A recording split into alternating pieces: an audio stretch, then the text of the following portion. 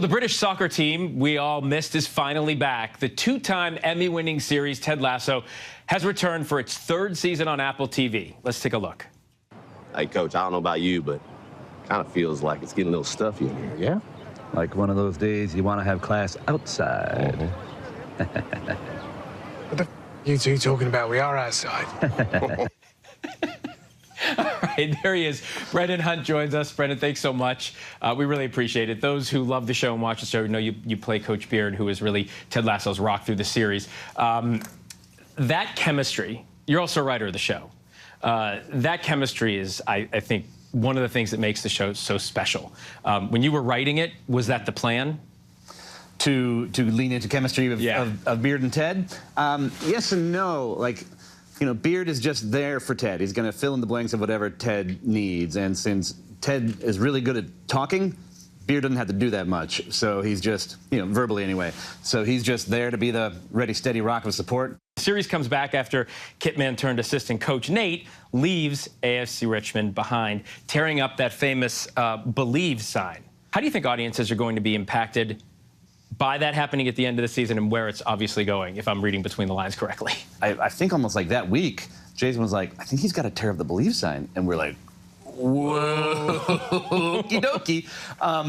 But I love it because, you know, there's this sort of like internal mythology now around the show and that Believe sign. And I think, you know, part of what we're doing is tearing down icons anyway and, like, you know, making sure people are looking internally as opposed to externally for things. Right, the importance of what you assign to it. You think we'll see another sign? Well, according to the trailers I've seen, there's another sign in the office, so something's happened there, but we'll see. We'll just have to see. Yeah, I get it. You're not going to give me anything for the third season. I get it. So I don't care if you bring me another transparent desk. What is this, Perspex? Can't do it, Phil. I think it's yeah, I'm not sure what material this is, but yeah, you can see through it. All right, so this is in the second season, you address some more serious issues. And I think that's kind of the genius in the writing. The whole first season, people are laughing, they're falling in love with the characters. You see some panic attacks with Ted, and then you actually address it in the second season, whether it's anxiety or therapy. You address that. And did you get any feedback from fans of the show? Did they like that turn? I mean, the feedback we've gotten from people on this show is so uniquely moving, you know, and has been from the beginning, you know, for various reasons. But when we added the therapy element, heard back from a lot of different people about how, you know, therapy has helped their lives, and some people who were just finally taking the step to start therapy because of the show. In a notable episode, episode that focused on you at this point, Coach Beard walks alone to gather his thoughts, right, after losing a game. So let's just take a look at the clip quickly before I ask. Drop your keys. Oh, thanks. Rough match, mate. We thought you needed a hug. I thought you needed a hug. Do you want to talk about it?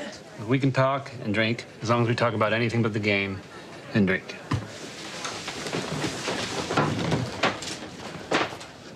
Have you ever been to Vegas? What's Ted like behind closed doors? How do you cope knowing the universe is infinite, but your consciousness can end in a second?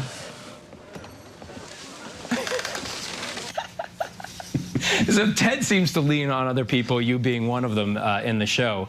But you both cope differently. Was that a conscious decision to show two different ways to cope with things?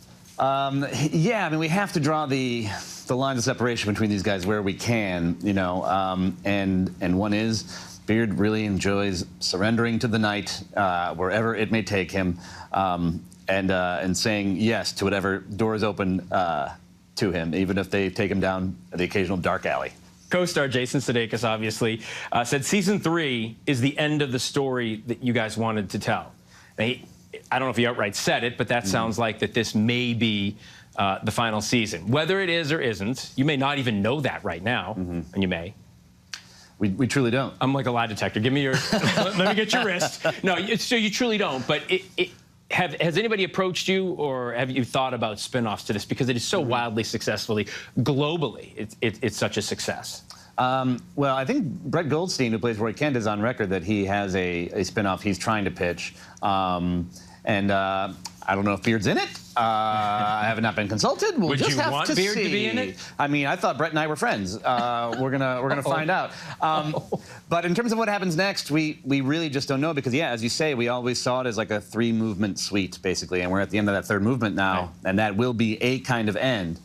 And then we're gonna take a little break because we're tired of each other. But after that, it could pick up. You know, from where we left off, it could pick up in a new way, or maybe we won't do anything. We really don't know. But we're coming to an end, and after that, everything's on the table. Right. Brendan, thank you so much. We really appreciate you coming in. Wish you the best of success, whether you wind up a head coach somewhere or whatever it is. Thank you. Again, streaming now on Apple TV+.